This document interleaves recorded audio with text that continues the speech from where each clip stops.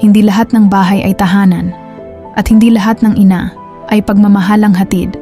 Minsan, latay, sa isang liblib na baryo sa Leyte, kung saan luntian ang paligid, malamig ang hangin, at tila tahimik ang mundo, may batang babae na halos hindi na maalala kung kailan siya huling niyakap, o kung kailan siya huling tinawag sa kanyang pangalan.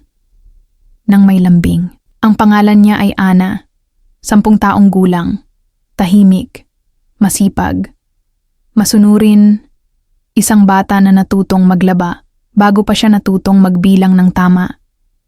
Isang batang natutong umiwas sa tingin ng nanay niya. Dahil ang bawat tingin, pwedeng may kasunod na sakit. Sa kanyang murang edad, natutunan niyang hindi lahat ng nanay ay ina sa pagmamahal. Minsan, ina lang sa apelyido. Ito ang kanyang kwento. Kwento ng sakit na itinago. Kwento ng mga matang nananabik mapansin. Kwento ng isang batang, sa kabila ng lahat, natutong magmahal. Kahit paulit-ulit siyang saktan, ang tahanan ni Ana ay isang maliit na bahay na gawa sa kahoy. Nasa gitna ito ng mga punong niyog, malapit sa ilog. Tila idinisenyo ng kalikasan para sa kapayapaan. Ngunit ang bahay na iyon ay pugad ng kirot. Kasama niya roon ang kanyang inang si Aling Rosa, isang babaeng minsang masayahin. Pero ngayon, binabalot ng galit. Galit na hindi niya alam kung kanino ibabaling. Kaya sa bata niya ito ibinubunton. Ang bagal mo, wala kang silbi. Isang latay ng walis tingting ang tumama sa likod ni Ana at umiiyak si Ana ng palihim. Sanay na siya sa mga salitang yon. Masakit. Pero mas masakit ang katahimikan ng ina niya tuwing hindi siya nagkakamali. Dahil doon niya mas nararamdaman na wala siyang halaga. Araw-araw si Ana ang nag-iigib. Siya ang naghuhugas ng plato.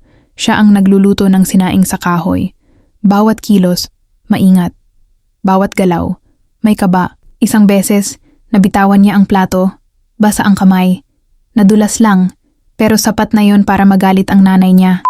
Talaga, Ana? Lahat na lang sisirain mo. Hinablot siya sa buhok. Isang sampal. Isang sigaw. Wala siyang tinig. Wala siyang luha. Natuyo na siguro. Sa gabi, yakap niya ang kanyang lumang stuffed toy. Si Bunso ang tawag niya rito. Doon siya bumubulong at nagsusumbong. At ito lagi ang sinasabi ni Ana sa sarili niya.